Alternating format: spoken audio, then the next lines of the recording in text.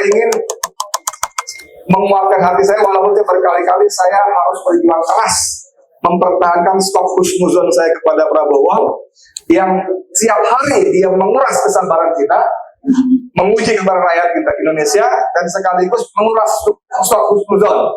Cuman dari cerita saya tadi, kita kasih waktu lah. Konon katanya kemarin waktu saya dan kawan-kawan bicara, tunggu akan ada kejutan. Buat saya di Mulyadi, kejutannya adalah copot Sigit. Setelah reformasi 26 tahun, kita kembali bergerak hari ini. Dan bergeraknya suasana hari ini terlihat itu bukan karena Pak Habibie, Pak Gus Dur, bukan karena SBY, Bu Mega, tapi yang kemarin itu 10 tahun jadi presiden, ributnya ke situ. Berarti ada gagal sih, ada yang memicu emosi publik sebegini berat. Politika, Pak. Saya jamin mereka itu bukan parcok. Kalau yang diam aja itu parcok. Kalau ini pengen kuat, fokusnya kepada kedaulatan rakyat. Merebut, saya setuju kata Pak Refli tadi. Tidak pakai kembali. Kalau kembali berarti sudah ada. Ya dulu kita berjuang ini nggak pernah dapat. Masalahnya apa? Nggak bisa dapat karena rakyatnya juga. Nih rakyat ini sebagai bagian dari kita juga perlu dibenerin nih. Terbukti 5 tahun ribut pas pemilu terima bansos dan segala macam berubah, makanya menang terus tuh. Makanya menang terus tuh orang-orang yang mengangkangi kedaulatan rakyat.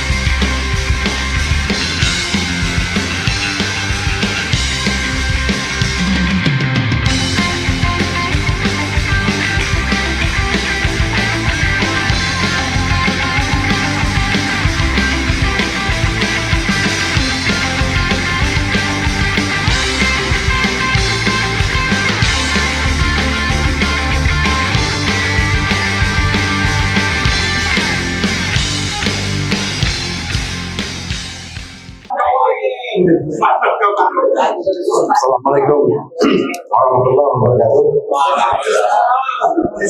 Terima kasih Bapak Ibu telah mengundang kami acara ini. Mohon terlambat acara tadi di pagi. Melihat judul kita gerakan merebut kembali kedaulatan rakyat dengan tema saatnya merebut kembali kedaulatan rakyat. Sebetulnya kita semua sudah memperhatikan perjalanan bangsa kita. Ada komponen yang terbukti melakukan langkah-langkah bersejarah dan merubah sistem. Tahun 75 peristiwa Malaya. Kita lihat tuh. Dibakar semua mobil-mobil Jepang, Toyota. Kenapa? Apa dampaknya? Kita tahu. Saya bukan ahli sejarah tapi sedikit ngerti lah. Kemudian tahun 98, bagaimana gerakan mahasiswa berhasil. Saya pada saat itu ada di Sarajevo, Bosnia, pasukan PBB. Dari kejauhan melihat CNN, berarti saya pulang ini nanti ke Indonesia presidennya udah bukan Pak Harto lagi. Aneh, saya pikir itu sampai kiamat presiden kita Pak Harto. Waktu itu kaget, wah betul sudah kaget. Muncul reformasi, wow itu harapan baru. Dengan cita-cita harapan yang berubah kembali ke kedaulatan rakyat, betul? Ya. Maksudnya sudah dimulai dari tahun 78, 75. Setelah reformasi 26 tahun, kita kembali bergerak hari ini.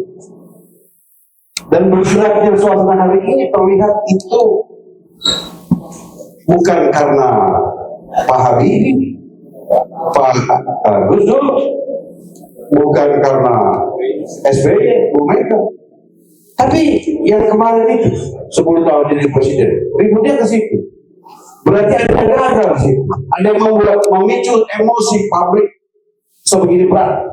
Something wrong. Ada apa dengan 10 tahun itu? Satu pun tidak ada yang bicara lagi soal Bu Mega, PDIP, Demokrat.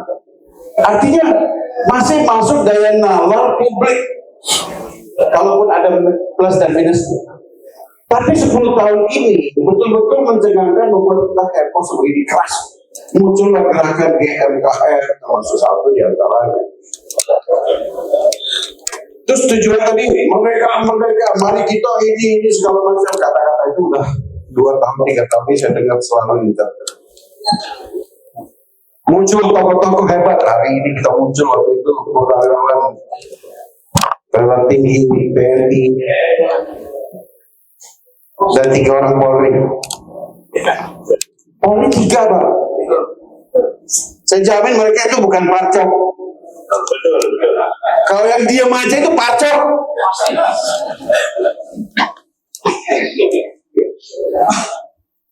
Lalu dia mau di KPK. Saya bilang apa? Bubarkan parcok, tapi selamatkan Polri. Kenapa? Bangsa kita itu butuh kepolisian yang baik. Seluruh dunia, negara dunia itu membutuhkan institusi yang namanya kepolisian. Sebentar Bapak Ibu. Seluruh negara, seluruh bangsa itu membutuhkan kepolisian. Tapi bukan parcong. Kepolisian yang benar.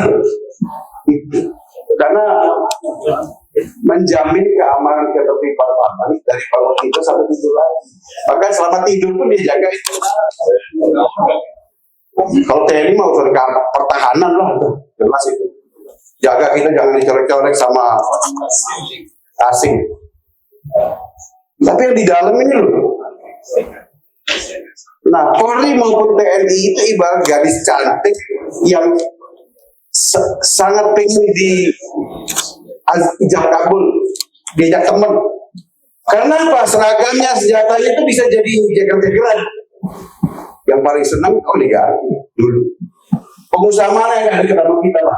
Yang mau tempel sama kita ngadep-ngadep, bawa permen supaya kita senyum-senyum. Ternyata bukan pengusaha oligarki. Itu masih urusan duit lah itu.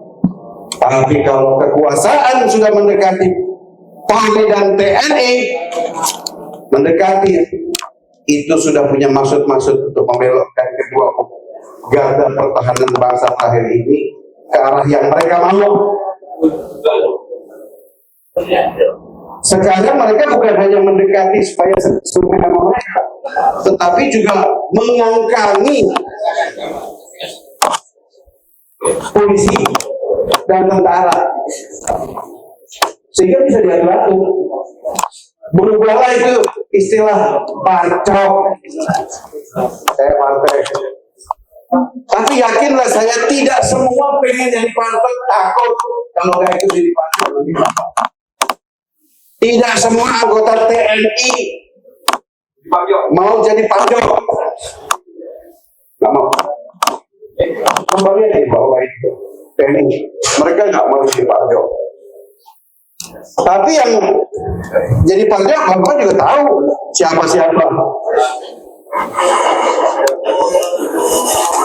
Nah, Bapak Ibu yang saya muliakan, mohon maaf tadi saya lupa nyebut satu persatu, dari terakhir saya sebut juga satu. Kembali ke tema saya itu, kita lupa komponen bangsa yang selama ini berhasil 3 kali memberikan dasar-dasar pemikiran ke lebih baik menuju kedaulatan rakyat. Dan saya lihat 2-3 tahun terakhir komponen kok diam. Yang namanya pemuda, yaitu tepatnya mahasiswa, kemana mereka? Tadi seperti ibu yang cantik tadi bilang, kami dari ibu cantik menjadi ibu tukang demo. Tapi begitu kepanasan, makeup meleleh, minggir.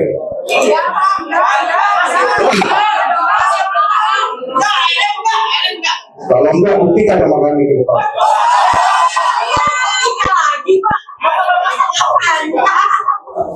Terus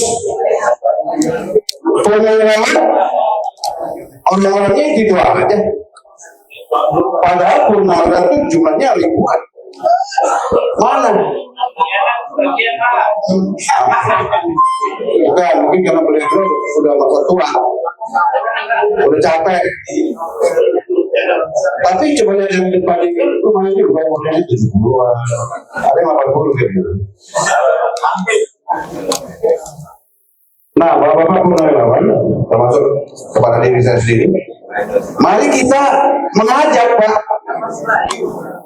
purnawirawan untuk bergabung. Saya melihat yang kemarin pertemuan ada Pak Narko, ada Pak Walrosi yang menemukan 8 poin itu. Yang bertahan cuma tinggal berapa orang.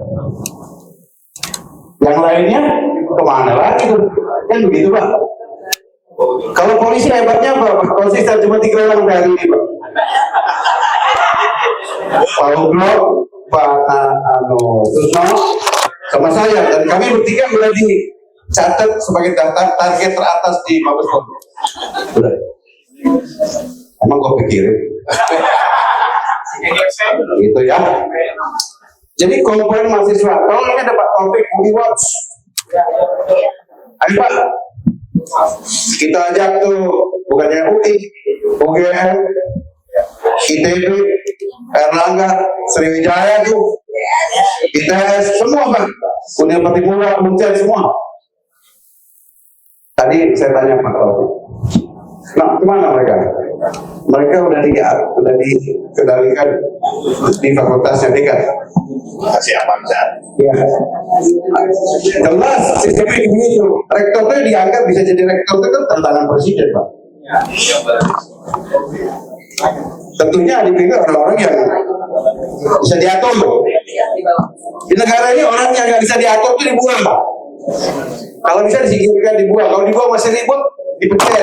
Dipecat kemudian dimasukin penjara. Karena kadang-kadang dibuang aja udah kita jabatan sebenarnya bagus. Ya, kita kan begitu Pak. Jadi pertanyaan saya itu aja, kemana mahasiswa? Bapak komponen-komponen ada TNI, ada purnawirawan, ada polisi, ada pemuda. Ibu mama kan punya anak juga mahasiswa. Punya saudara, punya itu, bapak semua punya ada kaitan dengan mahasiswa. Anak saya ada satu terakhir yang mahasiswa, tapi saya 2. Itu kita gerakan supaya mau turun. Kalau terbukti mereka 3 kali telah merubah fondasi kedaulatan kembali kepada rakyat Indonesia. Yang kedua, ini terakhir Pak, jangan khawatir, saya tahu perut sudah lapar.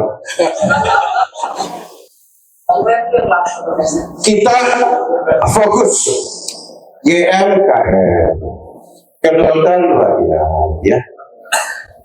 Ada orang bijak bilang kunci profesional adalah spesifikasi. Lihat, sekarang orang bikin warung bakmi, dia jual bakmi aja, dia nggak jual gado-gado, bakso segala macam. Itu namanya punya saya. Spesialisasi adalah kunci profesionalisme. Kuat dari satu gerakan. Kalau ini pengen kuat, fokusnya kepada kedaulatan rakyat. Mergo, saya setuju kata Pak Refli tadi. Tidak pakai kembali. Kalau kembali berarti sudah ada. Ada ya. Ya dulu kita berjuang ini nggak pernah dapat. Masalahnya apa? Nggak bisa dapat. Karena rakyatnya juga. Nih rakyat ini sebagai bagian dari kita juga perlu dibenerin nih. Terbukti 5 tahun ribut pas pemilu terima bansos dan segala macam berubah, makanya menang terus tuh. Makanya menang terus tuh orang-orang yang mengangkangi kedaulatan rakyat. Ya, ini kita banyak teriak nyogok pada saat terima bansos, terima juga seterusnya. Konsekuensi dong. Jangan ngomong doang. Pada waktunya teriak, ngomong begitu pelaksanaannya, terima di bawah tangan. Ayam sayur saya mau ikut kayak begitu. Ada bagus. Dan kalau ini tujuannya, fokusnya ke sini, jangan punya kepentingan lain. Setuju. Banyak kepentingan kalau mentor sekarang tuh panjat sosial, itu kepentingan pribadi. Pansos bukan bansos. Ya. Coba perhatikan situasi. Teriakan-teriakan begitu, udah Pak, itu the game. Udah sahih, udah bener. Tidak perlu lagi kita ulang-ulang. Bikin yang baru dong. Kita perhatikan mulai dari kasusnya Pak Roy Suryo itu. Permainannya saya baca betul-betul canggih. Mereka melalui parcok. Mudah-mudahan gak jacok gitu. Kejaksaan coklat. Enggak hakim. Sama. Kenapa? Saya udah ngalamin itu. Kalau sudah dikendalikan itu bukan cuma polisi, habis polisi selesai jaksa. Begitu P21. Udah begitu hakim. Putus, terserah. Mau ada bukti, gak ada bukti. Legitimate jadi. Bapak Ibu, saya ingatkan, saya ingat Pak Azam ini ada satu ide lagi. Ya. Tanya dulu kepada diri kita, benar nggak kita fight? Kalau kemudian ditangani SP3 sudah mau pindah, ngapain? Coret tuh. Nggak tahu saya itu, gak ada bukti Pak. Saya ngomong cuma ada bukti. Perjuangan itu apakah yang begitu akan terjadi sama kita? Pertanyaan kepada diri kita. Iya. Bahwa alasan segala macam jangan begitu. Karena lu Pak Ibu, ini saya ingatkan, kita 350 tahun dijajah Belanda itu bukan karena Belanda itu hebat. Enggak, saya nggak ke Belanda ke sana. Kalau ke Belanda itu kita lompat-lompat tuh dia tenggelam. Saking kecilnya negara itu. Dia hebat karena kita bangsa pengkhianat. Di Ponorogo ditangkap Belanda, digantung karena pengkhianatan Sertok. Patimoga digantung Belanda karena pengkhianatan. Sampai ke Imam Bonjol, sampai ke Tsunami. Karena apa? Karena dikasih roti Pak. Dulu dikasih roti Belanda, sekarang dikasih roti sama Belanda rambut hitam alias Kompuli. Maukah kita seperti itu? Pertanyaan kepada diri sendiri. Jangan teriak begini nanti pas mau pemilu pada tiang karena udah terima bantuan. Begitu. Terima kasih. Yang sama Pak Marco, Pak Marwan, tokoh-tokoh, mohon maaf tidak bisa saya sebut satu. Mohon maaf bila kata-kata saya terlalu tidak pas. Saya tetap bersama dengan Allah semangat ini. Saya berdoa semoga berhasil dan sukses menuju tujuan. Saya akhiri bila itu Wassalamualaikum warahmatullahi wabarakatuh. Saudara sekalian, bulan yang lalu di depan KPK di podium orang berteriak-teriak pada saat Pak Napoleon melakukan operasinya. Kapolri maksudnya diminta jadi Kapolri yang baru. Tapi dia menjawab, saya sudah pensiun. Pak Napoleon, kalau masyarakat sudah bisa mengambil kedaulatannya, apa yang tidak bisa? Memanggil Sri Mulyani pun yang sudah diberi jabatan di Amerika, kita akan mampu menangkap dia. Ada undangan juga kepada Bapak Groseno yang mantan Kapolri. Beliau sudah menyambut hadir. Kapolri. Tapi pagi tadi izin mendadak sakit. Tapi ada satu orang mantan narapidana yang diundang juga oleh Mbak Nuk. Tetapi dia YouTuber. Ya. Dan kami sengaja menahan Pak Refli karena Pak Refli tadi dimintai pertanyaan dan harus menjawab oleh dia. Baik, Pak Edi Mulyadi, kami silakan.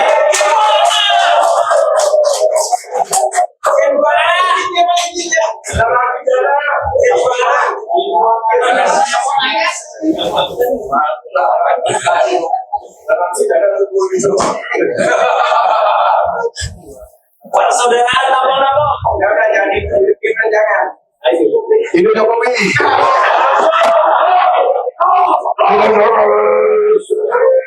Bismillahirrahmanirrahim. Assalamualaikum warahmatullahi wabarakatuh. Saya sebetulnya ingin seperti Jenderal Soeharto dan tadi saya Yusuf Marta.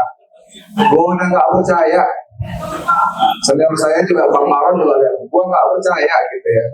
Cuman begitu saya video ngomong kayak tadi, saya pikir apa iya gitu. Apa gitu kan? Nah, saya sebenarnya sudah mendengar saya ibu dan kawan-kawan ada 5 orang itu dipanggil kemarin sore. Ada jenderal bintang 4 tiba-tiba telepon saya, Mas, begini beberapa benar ya, iya begini benar. Tadi pagi saya coba kontak saya itu, dan kalau kontak saya ngomong di sini aja, ya sudah. Jadi saya salah satu yang membuat kita bertahan adalah harapan. Kalau kita nggak ada harapan, kita udah nggak tahu. Tergantung harapannya seperti apa. Kita berjuang seperti sekarang dengan gaya masing-masing. Pak Anwar dengan kotak-kotaknya dengan 2 kosakata yang sangat populer, picak dan budak. Itu karena beliau punya harapan. Sementara saya hidup berjuang yang lewat jalur irama suka itu. Sampai juga karena ada harapan gitu. Tapi kalau dengar ceritanya, saya waktu kemarin ke Aceh Tamiang, pulang mampir dulu ke Medan, ketemu dengan Saganda Nenggolan. Di Medan janjian udah kopi. Saganda bilang, gue diundang Prabowo 7 jam. Dan seperti biasa, dia ngoceh sendirian. Pangkong. Lu siapa aja yang bukan tentara, bukan kabinet, 2 sama 2-3 nama lagi yang swasta. Selebihnya kabinet dan jenderal-jenderal, termasuk Jaki Anwar Matahari dan sebagainya. Nah, 7 jam itu ngoceh sendirian. Kan gue nggak tahan juga ya, gue angkat tangan. Maaf Pak Presiden, saya boleh nanya. Kaget juga Prabowo. Tapi itu diapresiasi oleh Jaki Anwar Matahari ketika kemarin di rumah saya tidur, saya sempat ngobrol sebelum acara dimulai. Wah, keren juga tuh Saganda tuh, gue demen tuh kan sebelah ya. Jadi ada semacam ini, kita bisa beda pendapat. Ada semacam suasana baru yang saya dengar. Yang biasanya monolog, one way segala macam, ketika ketemu Saganda dia mau mendengarkan. Ketika ketemu saya itu, bahkan kalau ceritanya agak detail, itu interaktif. Kalimat-kalimatnya, saya akan laksanakan semua yang kalian tuntut. Tapi jangan ajari caranya. Nah, kan gitu kan? Jangan ajari kami caranya. Justru itu persoalan kita sebagai besar, termasuk kayak gitu tadi. Saya percaya niat baiknya, tapi saya capek dengan caranya. Dan katanya kemarin juga ada kalimat, Bapak dikejar waktu. Nggak bisa terus strategi begitu-begitu, Bapak dikejar waktu. Meleset sedikit, Bapak selesai.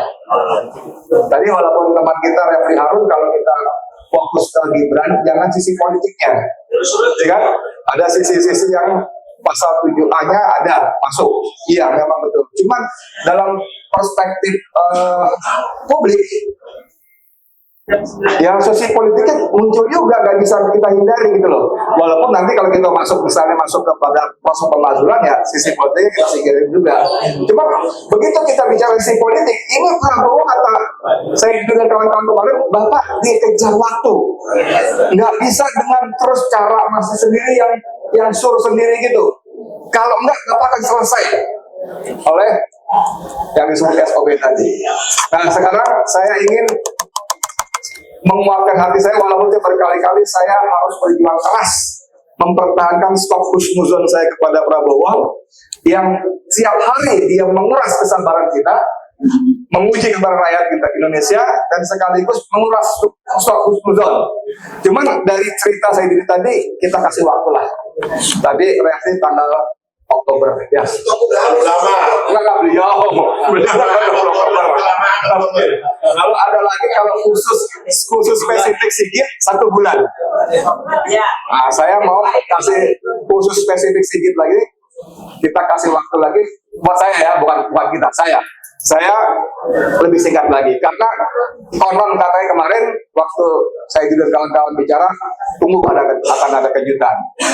Buat saya Edi Mulyadi kejutannya adalah copot Sigit. Kalau enggak ya apa boleh buat, omong-omong juga kan begitu kan ya.